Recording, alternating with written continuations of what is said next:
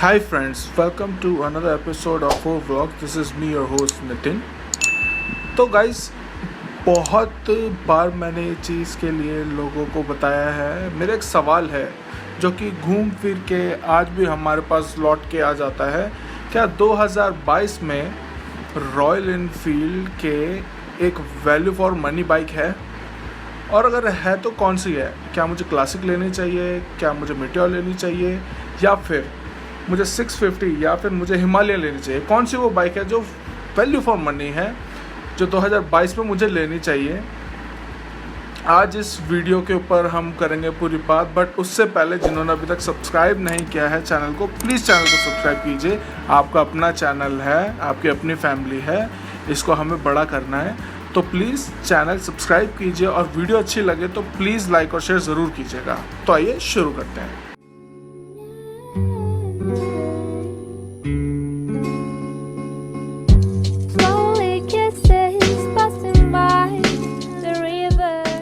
तो गाइज़, बात करते हैं सबसे पहले हम लोग अगर प्राइसिंग की, तो Royal Enfield as a company मैं बिल्कुल कहूँगा कि आज की डेट में गाड़ी के प्राइस बहुत हाइक हैं, ज़्यादा हैं, इसमें मुझे कोई डाउट नहीं है कहने में। जहाँ पे अदर बाइक्स लाइक आपकी जावा हो गई, आपकी बजाज हो, डोमिनार हो गई, आपकी सुजुकी की बाइक्स हो गई, जहाँ ये सब 210, 215 एक सेगमेंट में आती हैं, वहाँ रॉयल इनफील्ड की स्टार्टिंग ही 230, 240, 250, 260, 270, और फिर अगर आप 650 की तरफ बढ़ जाते हैं तो आपको 350, 3.5, 370 तक की रेंज में बाइक मिलेगी। तो डेफिनेटली अगर मैं बाइक्स की बात करूं, 650 सीसी की सेगमेंट की बात करूं, अगर मैं 411 सीसी हिमालयन की बात करूं स्क्रैम की, तो डेफिनेटली मैं ये ज़रूर कहूँगा कि ये थोड़ी सी ओवर प्राइस्ड बाइक्स हैं। रॉयल इनफील्ड ने कहीं ना कहीं अपनी लेगेसी का एक पूरा बेनिफिट उठाया है और इस प्राइसिंग को ओवर हाइप कर रखा है। बट क्या ये वैल्यू फॉर मनी बाइक है? क्या इसको लेना वैल्यू फॉर मनी है? लेकिन वैल्यू फॉर मनी डिटरमाइन होती है किस फैक्टर से, कि आपकी बाइक की रेंज क्या है, कि आपकी बाइक परफॉर्मेंस अच्छी है या नहीं, या क्या आप इस बाइक को 10 साल तक रख सकते हो या 15 साल तक रख सकते हो। तो वैल्यू फॉर मनी जो डिफ़ाइन होता है वो इन सब चीज़ों पे डिफ़ाइन होता है। तो अगर मैं इन सब कैरेक्टर्स की बात करूं तो yes, royal Enfield is a bike जिसे आप 10 से 15 साल बहुत आराम से रख सकते हैं अपने पास। गाड़ी में ऐसा कोई मेजर कोई प्रॉब्लम नहीं है गाड़ी में, अगर आप इसको प्रॉपरली मेंटेन रखते हैं तो। और हाँ, अब यहाँ पे एक फैक्टर सबसे बड़ा ये होता है कि मेंटेनेंस का। अब आप उसमें आफ्टर मार्केट एग्जॉस्ट लगाते हैं, बेंड पाइप चेंज करते हो, साउंड बढ़ाते हो, कई तरीके के फ़िल्टर्स आते हैं, तो वो डेफिनेटली वो इंजन को इम्पैक्ट तो करेगा। और जब इंजन इम्पैक्ट होगा ऐसी सिचुएशन में, तब डेफिनेटली मैं कह सकता हूँ कि आपको इशू आएगा ही। लेकिन अगर आप स्टैंडर्ड इक्विपमेंट्स लेते हो, रॉयल इनफील्ड के ओरिजिनल पार्ट्स लेते हो, तो आराम से आप 10-15 साल अपनी बाइक्स को चला सकते हो। आपको कभी भी किसी भी टाइप की कोई दिक्कत आ ही नहीं सकती, मैं आपको एश्योर कर सकता हूँ, कोई दिक्कत नहीं आएगी। I been using Royal Enfield मैं 5-6 साल से रॉयल इनफील्ड यूज़ कर रहा हूँ, और इससे पहले मेरे फादर वगैरह ने भी यूज़ किया है। पुराने इंजन्स, बहुत रिलायबल गाड़ियाँ हैं। अब बात आती है कि वैल्यू फॉर मनी की, तो डेफिनेटली अगर मैं बात करूँ, डेफिनेटली प्राइसिंग थोड़ी हायर ऑन साइड है, थोड़े बहुत महंगे तो हैं, इस बात से मैं डिनाई नहीं करूँगा। और कुछ एक चीज़ें हैं जो रॉयल इनफील्ड की, लाइक पहले ट्रिपर नेविगेशन दिया, पहले अब हटा दिया, फिर हेलमेट के ऊपर से वाइजर्स हटा दिए। तो ये सब जो ट्रिप्स एंड ट्रिक्स जो हैं, बहुत कॉस्ट कटिंग के चक्कर में ये नहीं करना चाहिए था रॉयल इनफील्ड को, बिकॉज उसकी एक अपनी लेगेसी है, एक लवर्स, एक उसका ऑडियंस है। तो अगर उस सेंटीमेंट को आप कहीं ना कहीं हट करते हो तो लॉन्ग रन में आपको इसका नुकसान हो सकता है और खामियाजा भी भुगतना पड़ सकता है। इसे मैं बिल्कुल भी मना नहीं करता और मैं बिल्कुल स्ट्रांगली कहता हूँ कि रॉयल इनफील्ड को ये काम नहीं करना चाहिए। अब बात करते हैं सबसे कॉमन टॉपिक की कि क्या मुझे मीटियोर लेनी चाहिए या मुझे क्लासिक लेनी चाहिए। तो देखिए, दोनों बाइक्स बिल्कुल डिफरेंट है। Classic is a retro looking classic bike and meteor is a cruiser bike. तो अब आपको यहाँ पे समझना होगा कि आपकी रिक्वायरमेंट क्या है। अगर आप एक सिर्फ क्लासिक लुक बाइक चाहते हैं, रेट्रो क्लासिक बाइक लुक चाहते हैं, सिटी एडवेंचर्स में हेल्प करे, छोटे मोटे एडवेंचर्स जो आसपास के 100-200 किलोमीटर के करीब के एडवेंचर्स, तो इन राइड्स पे आप क्लासिक पे आप जा सकते हैं, क्लासिक ले लीजिए। अगर आप नॉर्मल बाइक चाहते हैं जो कि रॉयल इनफील्ड हो तो आप क्लासिक ले सकते हैं। Then at the same time अगर आप मीटियोर की बात करें तो मीटियोर जो है it's based on a cruiser look. So cruiser platform से बिलोंग करता है। हालांकि चैसी सेम है, इंजन दोनों का सेम है, एग्जॉस्ट भी थोड़ा बहुत फ़र्क होगा दोनों में, साउंड भी थोड़ा बहुत है मीटियोर में क्लासिक में। अभी पीछे मुझे किसी सज्जन ने कमेंट करा कि आपको 2500 का एग्जॉस्ट मिल जाएगा। तो सर अगर आपको मिलता है तो आप हम सबको दिला दीजिए, बिकॉज़ रॉयल इनफील्ड का ऑफिशियल जो बैंड पाइप होता है वो 10 से 12 हज़ार के से कम का नहीं है। और अगर आपके पास है तो प्लीज़ हम सब आपसे लेंगे। तो मैं नाम नहीं लेना चाहता सज्जन का, हाँ, बट जो फैक्ट है मैं उसके ऊपर बात कर रहा हूँ।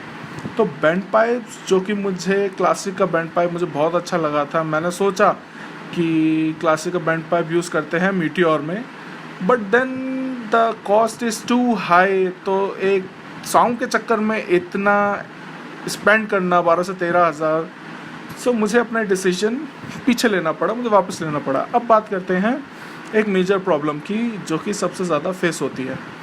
तो क्लासिक बनी है रेट्रो क्लासिक स्टाइल में और मीटियोर बनी है क्रूज़र में। तो अब क्लासिक के कुछ अपने एडवांटेजेस हैं और मीटियोर के अपने कुछ डिसएडवांटेजेस हैं। तो सबसे पहले बात करते हैं इनके ऊपर। क्लासिक के एडवांटेजेस की अगर मैं बात करूं तो सबसे पहला एडवांटेज जो है क्लासिक का वो ये है कि आपके जो मड गार्ड्स हैं वो मेटल है, नंबर 1। और दूसरी चीज़, जो फ्रंट मड गार्ड है वो थोड़ा सा डीप कवरेज देता है, जिसकी वजह से आपको कभी भी बरसातों में प्रॉब्लम नहीं आएगी कि आपकी बाइक जो छींटे उड़ा रही है या कीचड़ आ रहा है या आप गंदे हो रहे हैं। लेकिन यहाँ पे ये डिसएडवांटेज जो है वो मीटियोर में देखने को मिलेगा। मीटियोर का जो फ्रंट मड गार्ड है वो प्लास्टिक का है एंड वो शॉर्ट लिप्ड है, यानी कि छोटा है, जिसकी वजह से क्या होता है कि मीटियोर जो है वो बहुत ज़्यादा शॉर्ट लिप होने की वजह से आपको वो बेनिफिट, वो मज़ा नहीं दे पाती जो क्लासिक दे पाती है आपको बारिश के टाइम पे। So just to reduce the weight कम करने के लिए मीटियोर में इस तरीके का काम कर किया गया है। तो उसका सबसे बड़ा डिसएडवांटेज है मीटियोर का, वो ये है कि आपकी गाड़ी में ड्यूरिंग द रेन सीजन छींटों की प्रॉब्लम आएगी। दूसरी चीज़, बहुत से लोगों ने मुझे कहा कि क्लासिक जो गाड़ी है वो हीट कम होती है और मीटियोर हीट ज़्यादा होती है। नहीं गाइस, ऐसा बिल्कुल नहीं है। अब आपको समझने की ज़रूरत है कि ऐसा आपको क्यों फील होता है। देखिए, हीट का जो डिसिपेशन होता है सबसे ज़्यादा होता है वो एग्जॉस्ट से सबसे ज़्यादा एग्जॉस्ट का जो एरिया होता है वो गर्म होता है। अगर आप मीटियोर की सिटिंग पोजीशन देखो, स्क्रीन पे देखिए, सिटिंग पोजीशन जो है पैर आगे हैं, यानी कि बेंड पाइप के बगल में, तो इस वजह से आपको वहाँ हीट ज़्यादा महसूस होती है एज़ कम्पेयर टू क्लासिक, जहाँ पे बैंड पाइप आगे है और आपका जो पैर होता है वो मिड ऑफ द इंजन में आपका पैर आता है। तो फुट पैक्स की जो पोजीशन है वो मिड इंजन में है। तो इस वजह से आपको जो मेजर फ़र्क नज़र आता है मीटियोर वर्सेस क्लासिक में हीटिंग का, वो ये है। लेकिन ऐसा कुछ भी नहीं है, सेम J1 D1 इंजन के साथ है क्लासिक 350 में और मीटियोर 350 में, जो दोनों गाड़ी पोजीशन करीब करीब दोनों सेम है। अब बात कर लेते हैं इसके बाद आगे की। तो अब बताता हूँ आपको कि इसके बाद जो एक मेजर फ़र्क आता है आपको, वो क्या आता है। अब मेजर फ़र्क जो आता है, सबसे पहले एक जो था वो तो ट्रिपल नेविगेशन का था, क्योंकि रॉयल इनफील्ड ने डिसकंटिन्यू कर दिया। अब इसके बाद क्या बेहतर रह गया है मीटियोर में, अब आप आफ्टर मार्केट या सर्विस सेंटर से भी आप ट्रिपल नेविगेशन नहीं लगवा सकते, क्योंकि रॉयल इनफील्ड ने कम्प्लीटली डिसकंटिन्यू कर दिया है। और ये सिर्फ उन्हीं कस्टमर्स के लिए है जिनकी बाइक्स में लगे हुए हैं ऑलरेडी। और MI से भी अगर आप करवाते हैं तो वहाँ भी आउट ऑफ स्टॉक ही दिखेगा ट्रिपल नेविगेशन। तो बहुत मुश्किल है ट्रिपल नेविगेशन का मिलना। तो अब मेजर फ़र्क जो ये है आपकी क्लासिक और मीटियोर में, मीटर क्लस्टर की बात करूं तो मीटर क्लस्टर में सबसे बड़ा फ़र्क आया है गियर पोजीशन इंडिकेटर का, जहां पे आपको गियर पोजीशन इंडिकेटर मिल जाता है। और जो दूसरा थोड़ा बहुत शक्ल सूरत का फ़र्क है, यानी कि मीटर दोनों ही कम्प्लीटली डिजिटल हैं, एनालॉग डिजिटल लुक में दिए गए हैं। थोड़ा सा electrically Meteor is a bit refined bike as compare to Classic, क्योंकि अगर आप क्लासिक में और मीटियोर में देखें तो इसमें LED दिया गया है, मीटियोर में, क्लासिक में थोड़ा डिफरेंट है। तो ये सारी चीज़ें आपको हैलोजन दी गई है। आगे आपको DRL रिंग मिल जाता है मीटियोर में, जो क्लासिक में आपको नहीं मिलेगा। टाइगर लैंप्स मिलते हैं क्लासिक में। तो एक जो एडवांटेज जो है वो है सीटिंग पोजीशन का। सो आपको ये डिसाइड करना है कि अगर आप टूरिंग भी बहुत करते हैं, अगर आप उसके साथ साथ आप बहुत ज़्यादा ट्रैवल भी करते हैं, तो आपके लिए मीटियोर बहुत ही कंफर्टेबल बाइक होगी। आप सिटी राइड कर सकते हैं मीटियोर से, कभी कोई भी प्रॉब्लम नहीं आएगी। अगर आप टूरिंग में भी इसे लेना चाहते हैं, लॉन्ग टूर करना चाहते हैं, ट्रिप करना चाहते हैं, तो मीटियोर बेस्ट है। लेकिन अगर आप सिर्फ सिटी राइड करते हैं और साल में एक आध बार निकल जाते हैं, रेगुलरली आप नहीं निकलते, तो आपके लिए क्लासिक बेस्ट है। अब बात करते हैं सिटिंग हाइट की। तो अगर आप सिटिंग हाइट की बात करें तो दोनों बाइकों में करीब सेम 2-4-5 इंच का सेंटीमीटर्स का फ़र्क होगा। शायद एक का 780 है और शायद 785 है, ऐसे कुछ है। 4-5 मिलीमीटर का फ़र्क है, क्योंकि अगर आप नॉर्मल डेली यूज़र हैं तो इट इज़ समथिंग नेग्लिजिबल। अब बात कर लेते हैं कि क्या ये गाड़ी आपके लिए कंफर्टेबल है या नहीं।